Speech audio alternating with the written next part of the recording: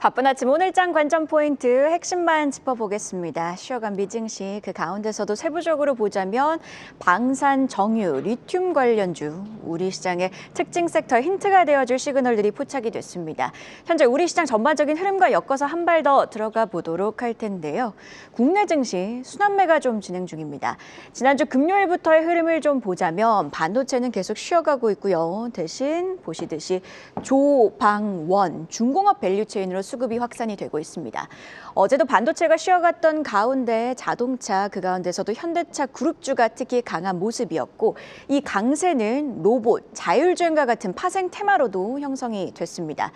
반도체가 눌리는 이유 어제도 언급을 해드렸습니다. 외국인 수급의 그 이유가 좀 있겠는데 어제도 외국인은 보시듯이 전기전자 업종을 1조 원 넘게 매도합니다. SK하이닉스 잠정 실적이죠. 1월 21일 전까지는 관망 기조가 이어질 가능성 열어두셔야겠고요. 일단 간밤 미증시에서 반도체주는요. 이제는 CPU도 부족합니다. 글로벌 IB의 CPU 부족 언급 속에서 보시듯이 AMD와 인텔은 좀 강한 모습을 보여줬습니다. 다만 그간 많이 올랐던 마이크론은 보시듯이 숨고르기 흐름을 보여줬고요. 소부장주 안에서도 차별화가 감지가 됐습니다. 우리 반도체주 특별한 악재도 호재도 없는 가운데 개별적인 수급 향방이 결국 방향성을 전반적으로 좌우할 것으로 보입니다. 자, 그리고 트럼프 미국 대통령의 말은 오늘도 계속됩니다. 오늘 디트로이트 이코노미 클럽에서 보시듯이 미국 경제를 두고 자화자찬을 했고요. 관세 판결을 앞두고 관세를 옹호하기도 했습니다. 이 연설 전에는요. 트루스 소셜 게시글로는 이란을 겨냥을 했습니다.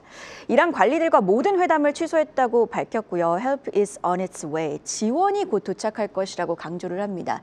뭐랄까요? 미국의 개입을 좀 시사하고 있지 않나 싶기도 한데 이런 뉴스들을 소화하면서 국제유가가 장중한 때 3% 넘게 급등합니다.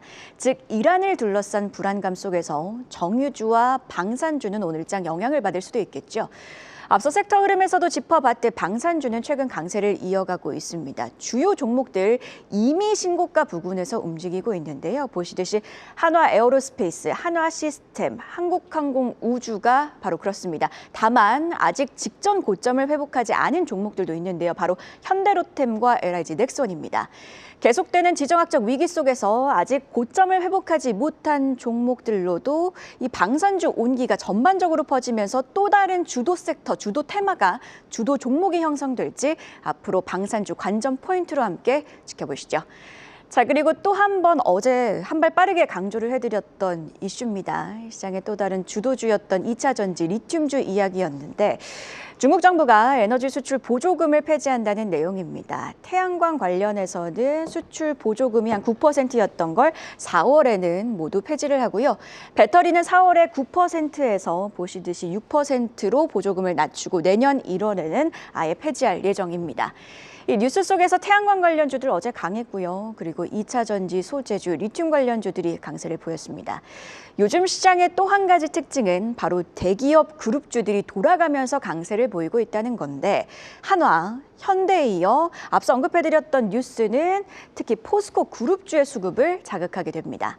간밤 미증시에서 리튬주들 추가적인 강세 이어갔습니다. 리튬 가격 자체가 고공행진 흐름을 이어가고 있기 때문인데 이런 흐름 속에서 오늘장 2차 전지 소재주들은 어떤 모습을 보일지 그리고 마찬가지로 2차 전지주 업황 진단 잠시 후 전문가에게 질문을 던져보겠습니다. 앞서도 언급을 해드렸듯 반도체가 쉬어가니 주도주는 자동차. 어제 현대차는 시가총액 80조 원을 돌파합니다. 일주일 사이에 무려 시가총액이 20조 원이나 늘어가는 등 폭풍 질주 중입니다. 좀 비교를 해보자면 F1 차만큼의 빠른 속도로 시가총액이 증가하고 있는 건데 주가를 움직이는 키워드 이미 많이 들어보셨을 겁니다. 본업의 외형 성장뿐만 아니라 이제는 로봇과 자율주행 모멘텀까지 붙었습니다. 그리고 어제 시장에서 좀 주목을 받았던 이슈입니다. 현대차가 엔비디아와 테슬라 출신 인사를 AVP 본부장 겸 포티투다 대표로 선임을 했다는 이 뉴스인데요. 삼성증권 이 행보를 두고 다음과 같이 평가를 합니다. 현대차와 기아, 엔비디아와 시너지가 예상이 된다는 건데요. 이미 엔비디아와 좀 협력을 하고 있기 때문에 이런 선임 뉴스가 바로 시너지로 이어질 것이다. 이런 분석인 겁니다.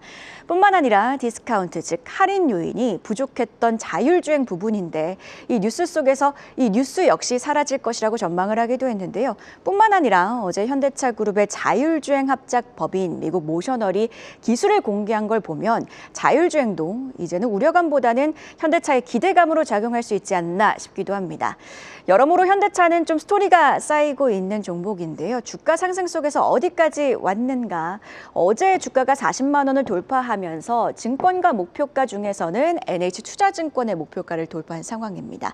그 이상을 바라보고 있는 증권가들도 여럿인 가운데 특히 어제 유진투자증권은요, 목표가 60만 원을 언급합니다. 그 배경에는 토요타가 밸류에이션 정상화의 기준이라는 이유가 있고 이를 기준으로 봤을 때 올해 벌어들일 것으로 보이는 이익, EPS, 주당 이익과 토요타 기준의 밸류에이션, PER 11배를 적용하면 60만 원도 넘게 목표가가 가능하다라는 분석인 건데요. 로봇의 자율주행 모멘텀까지 더해진다면 토요타가 아니라 테슬라 밸류에이션도 노려볼 수 있지 않을까 싶기도 합니다. 뿐만 아니라 아직 현대차 PBR 기준으로 한 배를 밑돌고 있습니다. 추가 상승 여력에 대한 질문들 오늘 계속해서 던져보도록 하겠습니다. 소위 이벤트 드리븐, 그러니까 일정 모멘텀 속에서 올랐던 종목들은 일정이 도래하며 밀리는 경향이 있죠. 지난주 CES 당시에 로봇주가 좀 그랬고요. 어제는 바이오주가 약세를 보입니다. 특징적으로 보자면 한미약품이 좀 눈에 띄었는데요. 보시듯이 머크가 어제 JP모간 헬스케어에서 올해와 내년의 결과가 확인이 가능한 신약 후보 물질들을 대거 공개했는데 이 공개 속에서 한미약품이 기술 이전한 물질은 언급이 되지 않았습니다. 한미약품은요, 바로 반박을 하면서 2027년까지 데이터 확인이 어렵기 때문에 이번 발표에서 해당 기술 이전 물질에 대한 언급이 없었던 것이지 임상은 순항 중이라고 언급을 합니다. 이 한미약품의 사례에서도 그렇듯요. 시장은 단순하게 모멘텀만 바라보고 있지 않고 이제는 실질적인 데이터, 성과를 주시하고 있습니다. CES 이후 보스턴 다이내믹스의 아틀라스가 로봇주 투자 심리를 반전시킨 것과도 비슷한 결이다라고 볼 수 있겠는데, 즉 디테일들이 좀 중요한 상황인 거죠. 현재 시각으로 14일 오늘 국내 기업 중에서는 삼성 바이오로직스와 셀트리온이 이제 발표를 하게 됩니다. 공교롭게도 이 어제 두 종목 같은 경우에는 바이오주 약세 속에서도 강한 모습이었는데 우리 시각으로 오전 8시와 8시 45분쯤에 두 기업의 발표가 있을 것으로 보입니다. 이 내용도 계속해서 주시하셔야겠습니다. 자, 마지막으로 팩토로 전반적인 분위기까지 정리를 해보도록 하겠습니다. 일단 미증시는요, 사흘 만에 하락 마감을 했습니다. CPI, 근원 물가는 예상을 좀 밑돌았지만 금리 인하 전망을 앞당길 만큼의 지표는 아니었다는 점, 여기에 트럼프 변수가 좀 떠오르면서인데 야간 선물 0.42% 빠지면서 마감을 했고요. 엔화 약세 동조화가 되면서 원달러 환율 1,480원대까지 올라왔습니다. 오늘 우리 시장도 좀 부담을 느낄 가능성은 열어두셔야겠습니다. 자, 전반적으로 대형주 순환매 장세입니다. 오늘 수급의 매기는 어디로 쏠릴지, 그리고 앞서 짚어본 뉴스들을 소화하면서 이 무게 추에도 변화가 생길지 질문은 커지고 있는데요. 바로 이충원 대표와 함께 분석 이어갑니다. 네, 전반적으로 앞서 앵커 브리핑 통해서 이슈와 함께 확인해 봤는데요. 오늘도 이슈 한 발 더 들어가서 집중 분석해 보도록 하겠습니다. 밸류파인더 이충원 대표와 함께합니다. 어서 오세요. 네, 안녕하십니까. 네, 대표님 굉장히 오랜만에 또 머니플러스 나와주셨는데요. 시장을 움직일 뉴스들이 굉장히 많습니다. 오늘도 자세하게 분석 한 발 더 들어가 보도록 할 텐데요. 일단 지수가 워낙 고공행진하고 있다 보니 지수 차원의 질문, 그러니까 전반적인 분위기에 대한 질문들 먼저 던져보도록 하겠습니다. 정말 코스피가 파죽지세입니다. 8거래일 연속 강세를 보였고 어제 4,692선에서 끝났습니다. 코스닥은 지금 948선, 약간은 좀 소외가 되고 있는 모습인데 이런 흐름을 보니까 궁금한 질문이 코스피가 정말 5,000선 돌파를 눈앞에 두고 있거든요. 한 300포인트만 더 오르면 5,000선을 돌파하게 되는 건데 코스피 5,000선 돌파가 먼저일지 아니면 한 52포인트 정도를 남겨두고 있는 코스닥의 1,000선 돌파가 먼저일지 어떻게 보세요?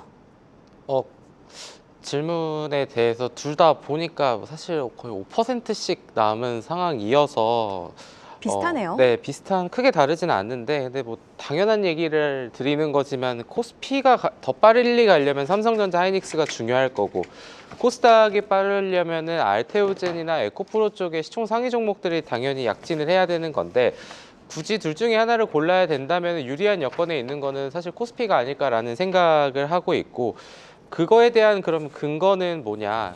그러면 지금 코스피, 코스닥 중에 상위 10개 종목 중에 신고가를 찍고 있는 게 어디가 더 많냐 하면은 바로 코스피가 됩니다.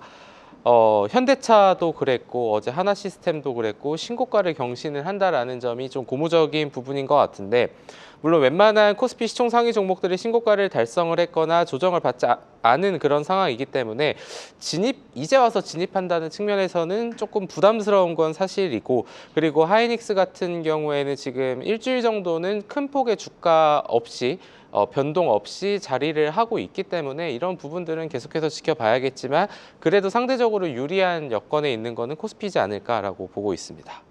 상대적으로 유리한 여건에 있는 게 코스피라면 대형주는 지금 추가 매수를 해도 되는 건지 왜냐하면 대형주 로테이션 장세다 보니 뭐랄까요 투자자 입장에서는 실적 전망이 좋고 또 스토리가 쌓이고 있는 종목들을 매수하고 기다리면 되지 않을까라는 그런 생각도 가능하거든요. 어떻게 보세요? 뭐 요즘에 주도 섹터가 뭐냐라고 하면은 9시에 볼 때랑 9시 10분에 볼 때랑 다 다르게 맞아요. 발빠르게 움직일 만큼 오전반, 오후반이 다른 것 같기도 해요. 네. 그러다 보니까 이게 그냥 주도 섹터에 편입이 되어 있는 것들은 돌아가면서 어떤 거든 기회를 준다. 그게 파는 기회든 아니면 사는 기회든 그러한 측면에서 추격 매수보다는 사실 지금 시점에서는 차라리 밀릴 때 사는 게 어쩔 수 없는 선택이지 않나.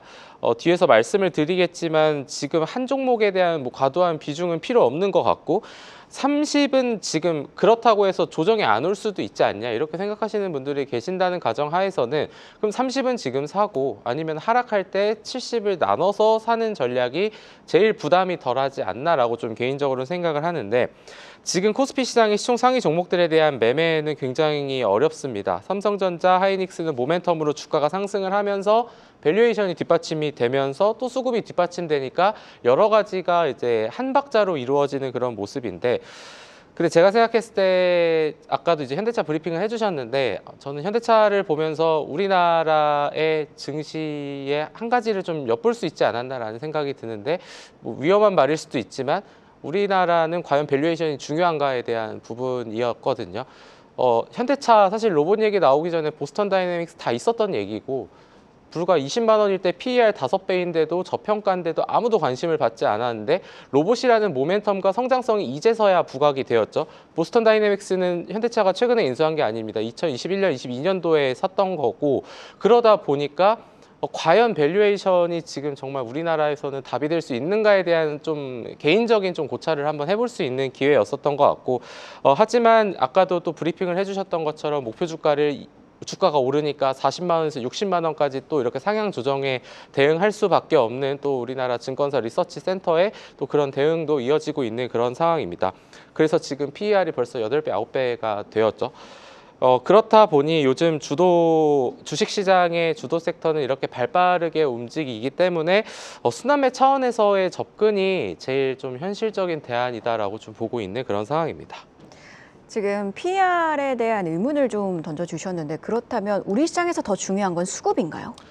PER에 대한 의문은 아니고요.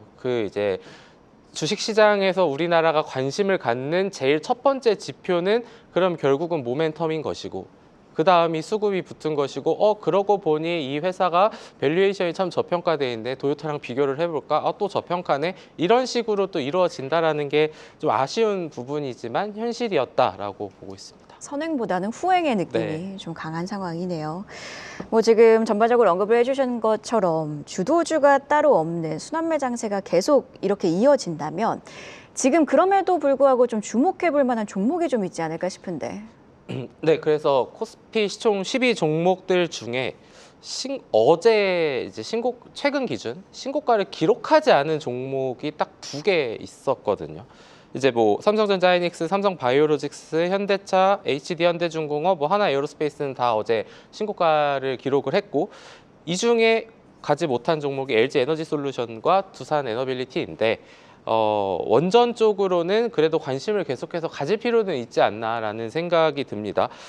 지금까지 계속해서 쉬어갔었고 미국은 AI 전력난의 원전을 4배 확대해서 한국 기업들이 4조 원을 투자하고 일론 머스크의 xAI를 통해서 데이터 센터를 위한 전력원으로 한국산 가스터빈을 사용한다 했고, 그리고 이제 일론 머스크는 이제 한 게시글에서 사실이다라고 얘기를 했고, 그러다 보면은 결국은 지금은 상대적으로 주목을 받고 덜 주목받고 있지만 원전도 충분히 다시 한번 재상승을 노릴 수 있다라는 점에서 긍정적으로는 두산 에너빌리티를 보고 있고, 이거 외에 섹터 중에서 조금 지금 볼만한 종목은 또 전력기기가 있지 않나. HD 현대 일렉트릭 같은 이런 기업들도 오히려 지금 시장에서 조금은 소외돼서 빠졌을 때 한번 엿보는 것도 좋은 기회가 될 것 같습니다.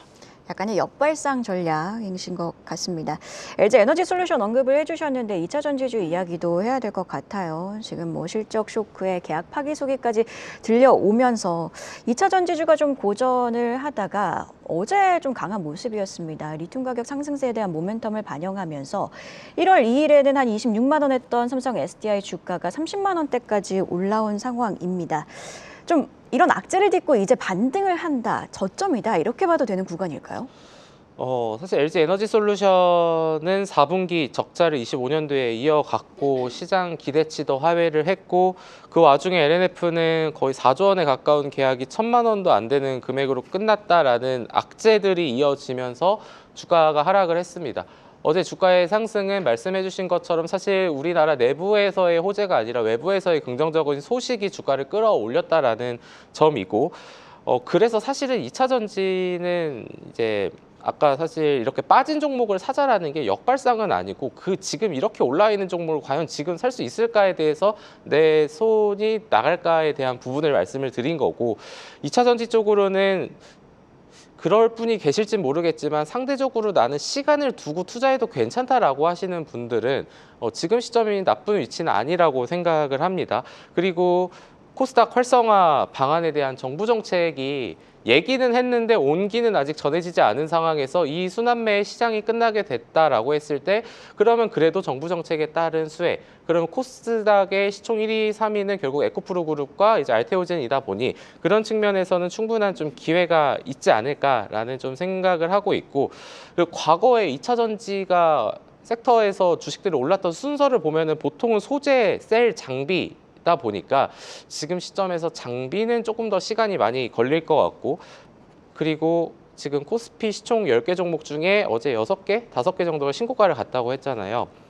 그러니까 이제는 시총이 낮다고 더 잘 간다고 생각하지도 않습니다, 사람들이. 그럴 바에는 차라리 셀에서는 LG 에너지 솔루션이나 삼성 SDI, 그리고 소재로는 에코프로 BM이나 에코프로를 보는 게 제일 편안한 답지가 아닐까라고 좀 보고 있습니다.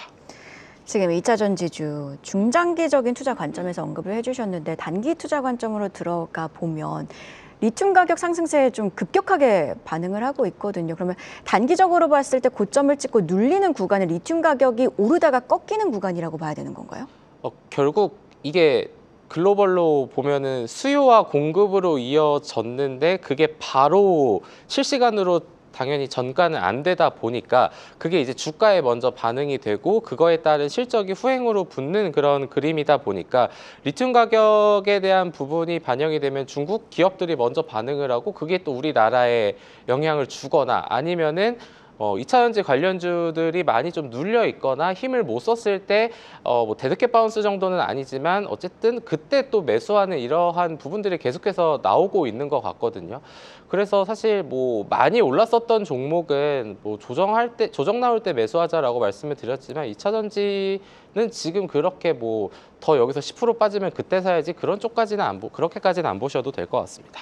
바닥을 다져가고 있다, 이렇게 보면 될 것 같기도 네. 하네요.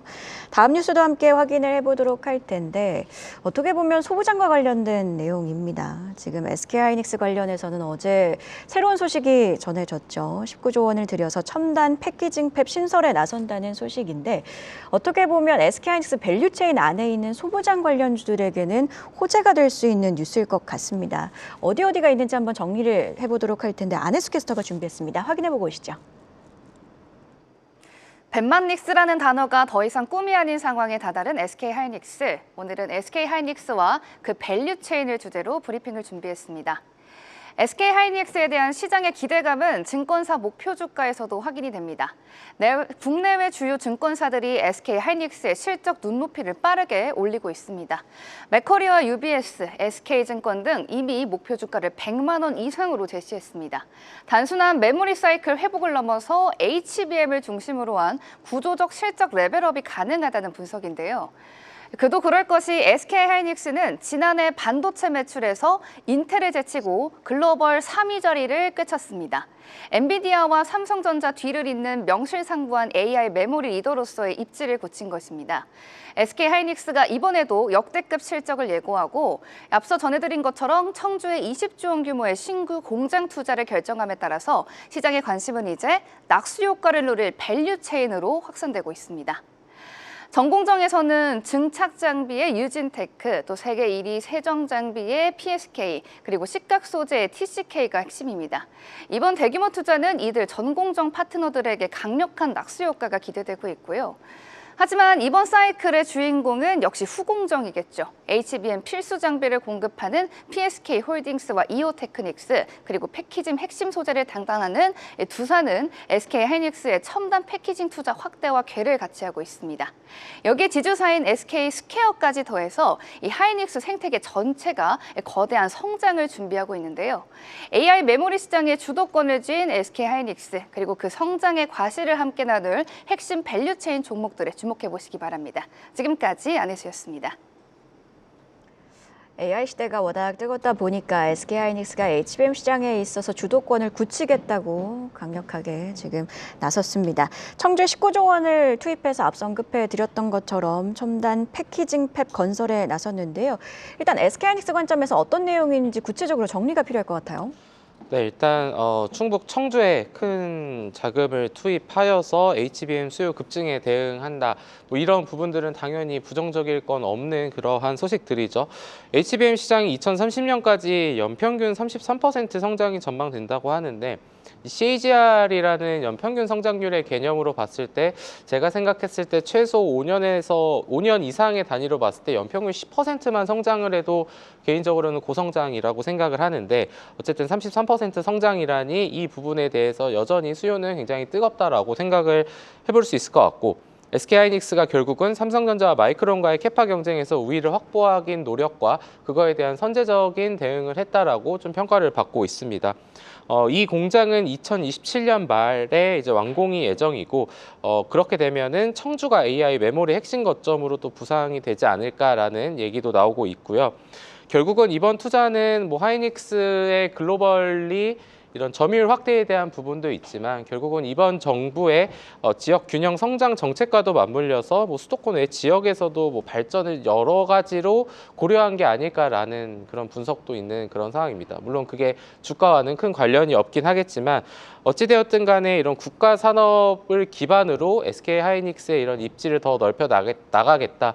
그래서 외사에서도 목표 주가를 최근에 100만 원 이상을 내놓는 것들이 이러한 행위에 대한 긍정적인 예상이 결국 보고서와 실적 추정에 반영이 된 게 아닐까라고 좀 보고 있습니다. 최근에 외국인 수급을 좀 보니까 1월 2일부터 한 13일까지를 보면 순매수 상위 종목에 HPSP가 이름을 올렸고 이오테크닉스도 좀 눈에 띄는 것 같습니다. 코스닥 시장에서는 좀 소부장을 좀 주목하고 있는 것 같은데 이렇게 SK하이닉스도 장비 투자에 나서고 하는 흐름 속이라면 이 가운데서도 주목해 볼 만한 종목은 어떤 종목일까요? 최근 이틀 동안 주가가 굉장히 급등했었던 종목 하나가 이제 SNS텍이라는 기업이 있는데 너무 많이 올랐죠. 네, 그래서 동사는 근데 EUV 노광 장비용 블랭크 마스크와 펠리클을 전문적으로 만드는 기업인데 SK하이닉스의 HBM 이런 청주 투자로 인해서 간접적인 또 수혜가 예상이 되고 그리고 이제 EUV 블랭크 마스크의 국산화 선도가 또 삼성전자 쪽으로 2분기에 첫 도입이 된다라는 최근 또 언론 기사가 나왔거든요. 그런 측면에 있어서 이렇게 HBM 전공정 핵심 소재로 AI 시장 성장과 맞물려서 이 회사는 그래서 또 최근에 주가가 반응이 있었던 게 아닐까라는 생각이 들고 있고 이 듣다 보면은 뭔가 다 올라간 것 같고 그러면 도대체 뭘 사야 될고 그렇죠. 이런 부분은 가장 당연히 궁금하죠.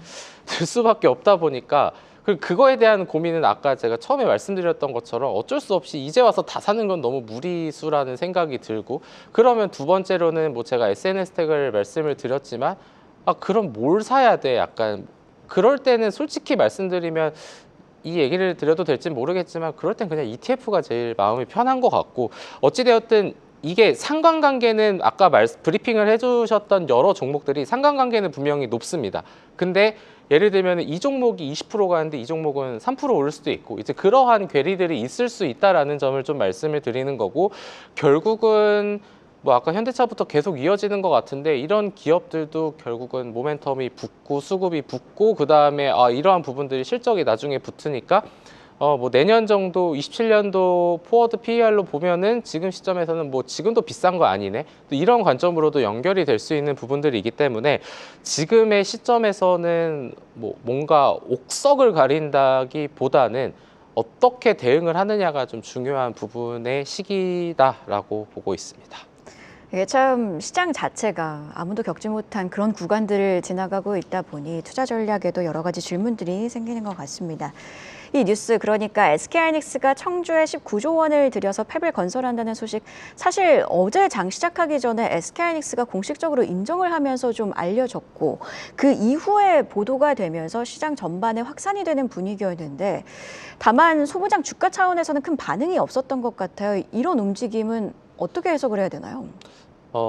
일단은 위에 있는 종목들이 어떻게 반응을 하냐가 일단 첫 번째 선제적인 조건인 것 같고, 그러면 두 번째는 소부장이 다 같이 가는 게 아니라 청주에 저걸 했네? 그러면 저기랑 직접적으로 하는 기업은 어디지? 이제 이렇게 약간 섹터는 한 번에 묶이는데 그 아랫단에서는 약간 각계전투의 느낌으로 내려가는 그런 느낌인 것 같아서, 그래서 사실 뭐 SNS 택은 어제도 신고가를 찍었지만 그럼 어제 신고가를 그럼 모든 소부장 업체가 찍었냐? 그럼 또 그것도 아니거든요. 그러니까 큰 틀에서는 뭔가 섹터의 분위기를 잡아주는 그런 느낌이고, 그 두 번째 스텝에서는 그 이슈가 어떤 종목에 직접적인 영향이 될 수 있을까? 이렇게 이어지는 거여서, 그래서 소부장은 상대적으로 삼성전자 하이닉스보다는 그래서 지금은 좀 매매의 난이도는 높다라고 보고 있습니다. 각계전투라는 말이 딱 와닿는 네. 것 같습니다. 소부장 이야기까지 들어봤고, 마지막으로 바이오주 이슈도 함께 확인을 해보면 소위 이벤트 드리븐이라고 하죠. 일정 관점에서 이번 주에 빅 이벤트는 JP모간 헬스케어 컨퍼런스입니다. 개막을 했고요. 개막 날에 지금 어제 바이오주 오히려 급락하는 모습이었습니다.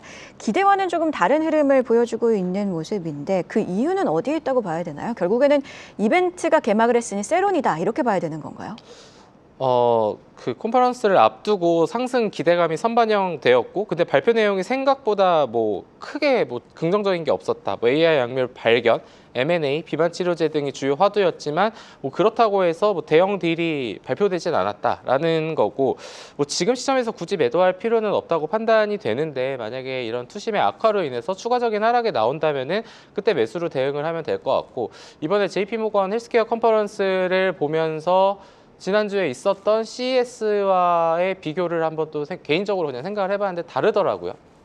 뭔가 세론이라는 게 그런 이슈가 이제 시작이 됐으니 주가가 하락을 한다라고 하는데, 그렇다면 CES의 로봇은 그랬는가를 생각해보면 그러지 아틀라스가 않았거든요. 있었죠. 네.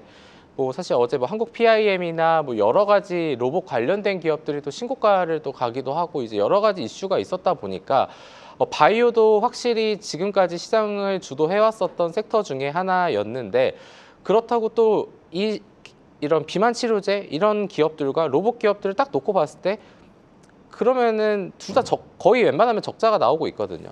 그럼 둘 다 성장성은 좋아.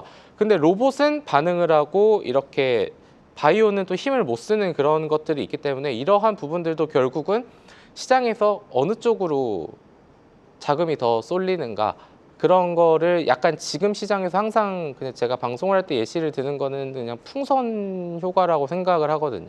누르면 다른 쪽이 오르고 다른 쪽을 JP모건 누르면 오르고 누르니까 이런 건가요? 로봇이 오르고 뭐 아. 두 개의 상관관계가 그렇다는 게 아니라, 왜냐하면 지금 시장을 주도하는 섹터들이 굉장히 많다 보니 한 섹터 내려간다고 다른 섹터만 오른다는 아니지만 그 JP모건에서 어쨌든 이런 부분들로 인해서 어제 바이오주대 하락을 했으니 그러면 그 매도한 돈들이 또 어디로 갔을까를 고민해 봤을 때 또 그 중에 하나가 또 로봇이었지 않았을까라는 이러한 생각을 할 수 있어서 제가 개인적인 생각으로는 그러니까 주가가 왜 빠져라고 이제 생각이 들고 근데 뉴스도 없어. 그러면은 지금 시장은 단순하게 생각하면 되는 것 같습니다. 그냥 갖고 있는 사람들이 파니까 내려가는 거다라는 관점으로 봤었을 때 그러면 그런 돈들이 또 어디로 갔을까? 그러니까 지금 시장이 뭐 1시간, 뭐 오전, 오후 이런 단위로 발빠르게 움직이는 게 또 그러한 이유가 있지 않나.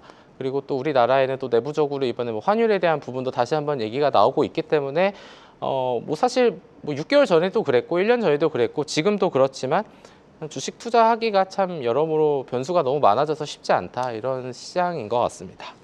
그렇다면 지금 바이오주 주주분들은 어떻게 대응을 해야 하나요? 사실 언급을 해주셨던 것처럼 크게 뭐 악재성 뉴스가 있었던 것도 아닌데 세론성 매도가 강하게 나온 상황이다 보니 이걸 지금이라도 팔아야 하나 아니라면 보유하고 있는 전략이 유효한 건지 어떻게 보세요? 제가 알고 있는 특히 바이오 섹터의 주주분들은 이렇게 하락이 나왔다고 안 파시는 성향이 좀 더 강한 걸로. 믿음이 있으시죠? 네, 그리고 이게 미래에 대한 성장을 보고 사는 거고 항상 바이오 섹터들은 주가가 4배, 뭐 5배, 10배를 가더라도 이러한 중간에 조정은 충분히 있었던 사례가 많았고 그러다 보니까 이러한 부분들이 뭔가 지금 팔고 어떻게 한다라기보다 아직 안 사신 분들은 이제 조금 더 빠졌을 때 싸게 사는 게 좋으니까 그런 부분으로만 접근을 하시되 이 JP모건 헬스케어 컨퍼런스의 주요 의제였던 뭐 약물 발견, M&A, 뭐 비만 치료제 이러한 산업에서의 긍정적인 소식이 또 언제 나올 수 있는지 이미 지나간 건 보내주고 앞으로 어떤 이벤트들이 또 있는지 그런 부분들을 체크하는 게 좀 더 효율적일 것 같습니다. 그럼 한 가지만 더 여쭤보면 이벤트 차원에서 보자면 바이오주 투자 심리가 전반적으로 턴을 할 수 있는 계기는 뭘까요? 알테오젠 알테오젠이나 뭐 ABL 바이오 같은 큰 종목들 바이오텍에서 LO 라이선스 아웃과 관련된 내용들이 나와야 턴을 하는 건가요? 뭐 사실 근데 그거는 지금 시장의 상황이 아니더라도 언제든지 반전될 수 있는 요소인 것 같고 지금 시기에서 제가 생각하는 건 두 가지인데 첫 번째는 코스닥 활성화 방안이 본격적으로 시작이 될 때 두 번째는 다른 섹터가 빠질 때라고 보고 있습니다. 참 어려운 시장인 것 같습니다. 전반적인 분위기 그러니까 다른 섹터까지 보면서 투자 전략을 면밀하게 세워야 하는 그런 시장인 것 같습니다. 그리고 또 아마 8시부터 삼성 바이오로직스 그리고 8시 45분에는 셀트리온의 발표가 예정되어 있는데요. 오늘 또 삼성 바이오로직스, 셀트리온은 이 발표에서 어떤 내용들을 전해주는지까지도 지켜볼 필요가 있어 보입니다. 네, 지금까지 전반적인 이야기 독립리서치 밸류파인더 이충원 대표와 함께했습니다. 고맙습니다. 계속해서 다양한 경제 이슈를 알고 싶다면 구독과 좋아요, 알림 설정 부탁드립니다. AI 캐스터 권미정이었습니다.